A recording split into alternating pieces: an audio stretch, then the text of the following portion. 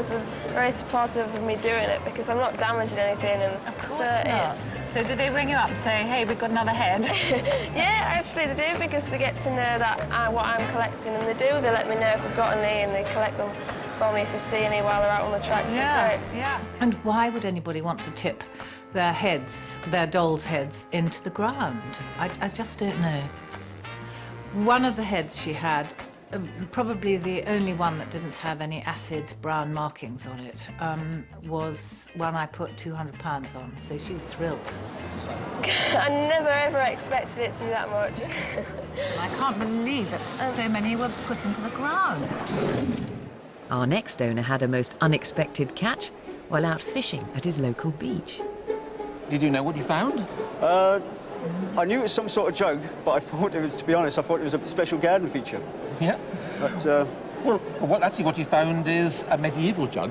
Right. We're looking at a piece here that dates from the 14th century. That early? That early, yes. I mean, the main thing about going to the Antiques Roadshow, yeah, everybody wants to know what the value is. That's the main reason you go there. And from that point when there was sort of a flurry of activity and everybody said, well, we push you straight through, I thought, well, this is obviously starting to excite me now. Still smells of seaweed. Oh, why is that? It was actually covered with seaweed and full of silt when I found it on the beach last week. There's a real excitement in pulling a piece out of the ground and realising you're the first person to see this for centuries, and to ask questions to think, how did it get there? I mean, what sort of person made it and owned it all those years ago? Underneath the barnacles, which I'm sure will clean up, you've got a typical bib of green glaze. That is glaze, is it? It's not glaze. Seaweed or anything? No, that's the green colour there is the natural glaze. Right way down to that very last minute, he actually says, this is the value of it. So the expectation is rising and rising and rising all the time. You think, how much is it worth? Do I ring the bank manager or what? I mean, it's pretty damaged, but even so, I think after a bit of repair and work, a jug like this is going to be somewhere between £1,000 to £2,000. That much? That's not bad at all. So, did they sell it? The monetary value, from the research I've done, goes out the window. The pot is now on display in my wife's china cabinet, and it won't go. I don't think any amount of money now would tempt me to sell it now. A life-changing moment for one owner who's gone on to collect thousands of pieces of pottery from the beach. It's been all that time. John Benjamin, our jewellery specialist, is an absolute magnet for items found in the strangest of places. A woman came in whose husband turned out to be a plumber.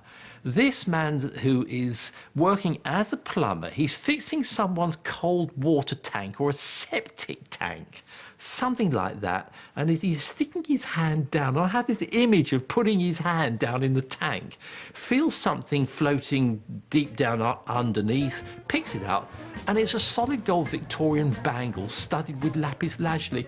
What? Was it wrapped up or anything? Was it just... I honestly don't know, but he'd had it for a long while, and he'd had it in his toolbox. And from your point of view, you've just been wearing it ever since? Yes. We're looking at a bangle that's worth £1,500 to £2,000. You're joking. No. But John's ultimate odd find came in 2001. Cliveden, Buckinghamshire. Sunny day, filming outdoors. Woman comes in with a metal tin. Can you look at this stuff? Yes.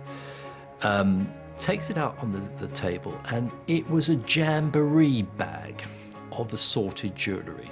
Where did you get all these from? Well, I've been running the tip for about 17 years, just over, and I've got it through the years, chucked away in the tip. I got salvage rights for whatever comes in. I pay for it. It belongs to me. Chatting away, very relaxed to me, and she's with this young man sitting next to her, and it turns out that the young man is her son. These are the accumulation of jewellery and bits and pieces and cigarette cases that people have thrown out. Yes, I found them in rubbish. You've had to dig deep or look in rubbish that some people wouldn't think about touching, and usually that's where you find the bits. Well, opals, sapphires, jade, fabulous things, chunky bits of expensive Bond Street jewellery. The main pendant is going to be worth, I would think, something in the region of £1,000 to £1,500. The opal earrings here, they must be worth around about £800 to £1,000. £800 for that one, I should think. So this set's going to be worth at least £3,000. The woman herself was as good as the jewellery. She was great on camera. She was relaxed. She was funny. Find yourself a woman, you can have them. Get off my back. Well, the things I've got here amount to something in the region of £4,000 to £6,000. Thank you very much. And for me, I think that that was a microcosm of what makes the Antiques Roadshow the programme that it is. Before we go, one more secret about life on the roadshow. Now, I like to think we're a close-knit and friendly team, but every now and again there's a bit of healthy competition among the experts about who will discover the most exciting objects on the day. Think of it as the one that got away. Well, tonight, miscellaneous expert Hilary Kay reveals all about a day she'll never forget.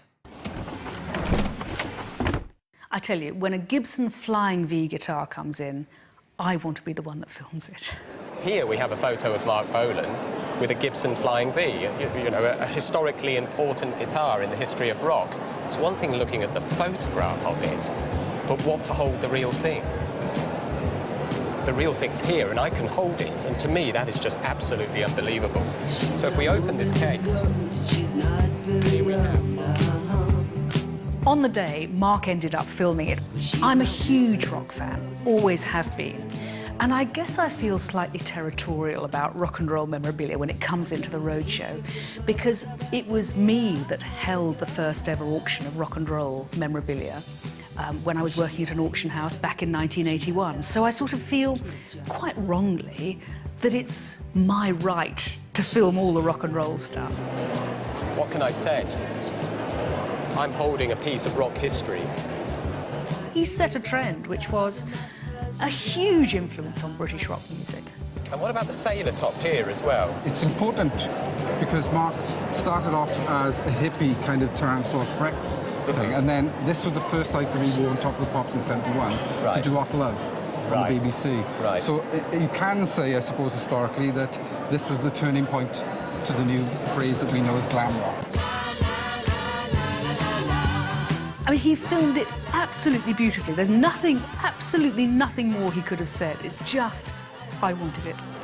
And I apologise to the great man himself, but I have to do it just to say that I've strummed Mark Bolan's guitar. Do you know, the best bit was, Mark didn't even let me strum the guitar afterwards.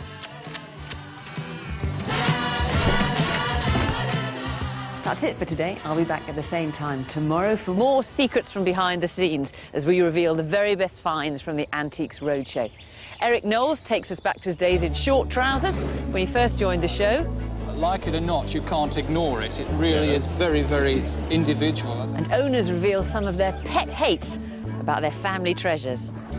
No, I've never liked it hugely. The fact that other people said they didn't like it hugely either didn't surprise me. Didn't offend me either. Until next time, bye-bye.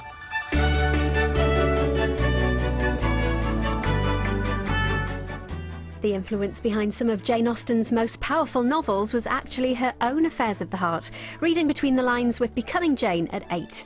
And next on BBC Two, forget the cold, because it's summer in Yellowstone.